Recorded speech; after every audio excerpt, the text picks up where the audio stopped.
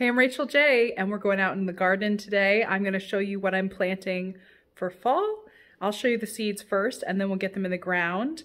I'm a little bit late. I was hoping to do this at the end of July. Now it's the first week of August, but there's still plenty of time to plant for fall in my area. I'm in zone 5B, so our season is shorter. If you live further south of me, you still have plenty of time.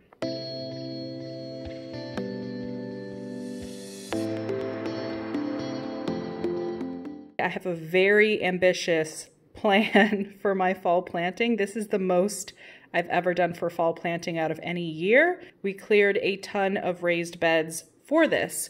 So I've got some peas that are good for fall planting. You want to make sure they're peas that are agreeable to being planted in summer and growing in fall. I've got two kinds of radishes here, and I've got some carrots as well, two kinds of cabbage, and of course always more kale, parsley, and I'm trying this purple bok choy, which looks just beautiful. I'm really excited for that, and bok choy grows really well in my garden. And of course, I'm gonna put more purple top turnips. I just think they're gorgeous. And I haven't grown beets yet at all. I don't know why we never grow beets, but I'm gonna try these white beets and see how that goes. And you can also eat beet greens.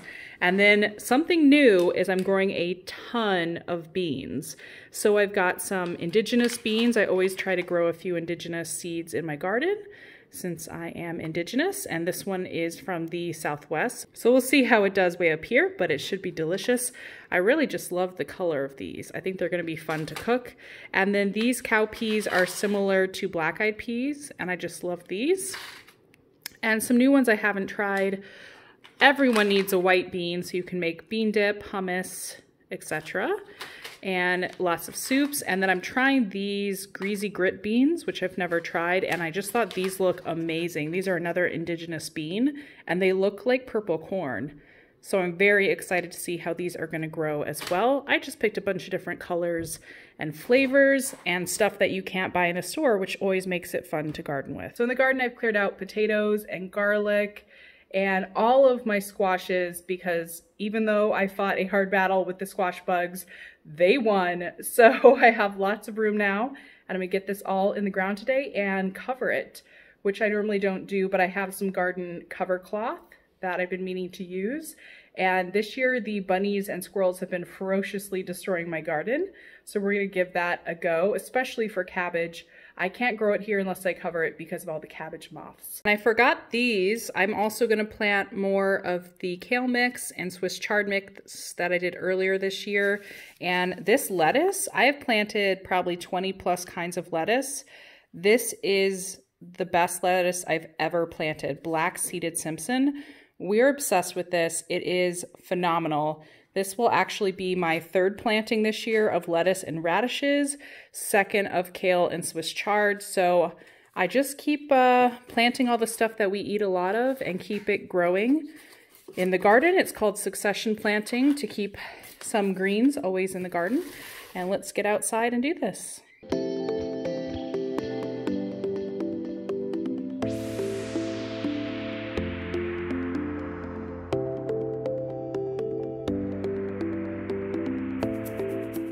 This is the lettuce that I was mentioning, the black seeded Simpson, which is our favorite. Even when it's gotten leggy like this and we've been pulling it, normally lettuce at this age is really bitter, and it's still delicious and edible. So, and it's been surviving extremely hot weather this summer that isn't usual for lettuce to survive. So I've already pulled all of this, and we'll eat the rest of this, and today I'll plant more. Here's one of the beds we're gonna be planting in today. I pruned this tomato way back. It's a volunteer from last year, just reseeded itself. So I'm forcing it to fruit by cutting it way back. And then I'm going to use our squash trellises for growing beans. So these two beds are gonna have beans, and then I still have potatoes back here that I haven't pulled yet. They still need another week or two, so I'm gonna leave those. And then I'm gonna plant in here and in here as well. And then my cucumbers are just amazing. So many cukes, and I actually have bitter melons growing in here as well. which are super delicious. One of my favorite vegetables, fruits, whatever you want to call it, ever. So the first step is I'm going to water all the beds. It's really hot out, so I'm going to get this done quick. Get all the seeds in and then cover them with some ground cover so the squirrels can't steal all the beans and peas and eat them, and so that the cabbage has a fighting chance. All right, let's get started.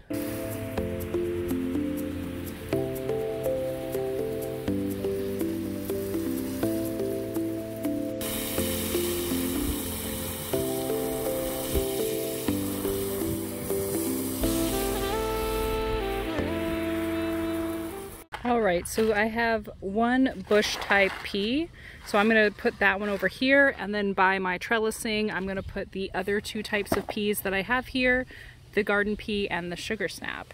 So hopefully I can get these peas in this area right here, and then beans, all beans in there. So for these beans, I purposely picked all vining types because I have this awesome super tall trellis tunnel that I can use. You do want to be careful with buying beans or peas to check what type they are. Sometimes the package will tell you if it's a pole variety or not, and other times, this one does say long vines, which is perfect. Other times they won't, and you need to read the comments and see what people have said about how they grow, or Google image them to check it out. So I am going to be putting all vining types in here. I'm going to do probably 3 types over here, 3 types over there, just to see what grows best. And next year I can prioritize those based on the taste, texture, and what grows well here. I'm going to start with these white beans, and I'm just going to put them on top of the soil, kind of line them up, and then press them down gently and cover them. And that's it. That's how you plant beans. Very simple. I wanted to show you guys these greasy grit beans because they look gorgeous. I'm really excited for these. Here are the purple succotash beans. Those are really cool. I'm gonna put those in next. And last but not least are these 1,500-year-old cave beans. They were recovered from an ancient pot and still had the seeds inside, and they were able to germinate them and share them. So I'm really excited to grow these. These are just so pretty. Look at that. For this whole bed, I'm going to do some stonehead and some flat Dutch cabbage. And cabbage, as you guys know, gets huge, so they need a lot of space. I'm going to give them a whole bed, and we will cover these. I have had problems with cabbage every single year I've lived here, so I'm not optimistic, but I've never tried them planting at this time. So we're going to see if this is the magic formula. This is my last bed here that we can plant today, the whole bed, and this was my garlic bed. I'm going to make this my new greens bed and grow more lettuce, Swiss chard, and kale. This bed is all planted and it's looking good. I'm actually going to save the radishes and the parsley here for when I clear the potatoes because these come up really fast. Those will be fine as well. I was also picking some tomatoes. You know it's a good day when your hands are this dirty. So I changed my mind on this bed, and I'm actually going to put the avalanche beets along the back, and I'm going to put more carrots, and this is also where I'm going to put the new purple bok choy. The last step, which is a new one for me, is I bought this ground cover cloth that's very, very thin, lets the sun and the water through, and I'm going to cover the cabbage and all my greens since we've had a lot of problems this year with pests. And I just covered the peas up, and I'm just using some bricks to hold it so it's raised above the soil. And when the beans are tall enough to climb, I will remove these covers, and I have little hoops that I could hoop up around these guys when that's necessary in quite a few weeks. So let's go ahead and spread these out on these beds. All right, this bed is all done. All I did was cut the cloth to size and then pull it really tight. And then I'm using these bricks I had laying around my yard to hold the corners down. They are super heavy, so I don't think this is gonna budge at all. And I made sure it's not touching the soil, it's just along the top. So the plants have a good 4 or 5 inches to get tall and healthy before I go ahead and remove this. All right, we're all done with the gardening today and the fall garden is planted. I hope you guys enjoyed this video and I can't wait to give you a tour when it's all grown up.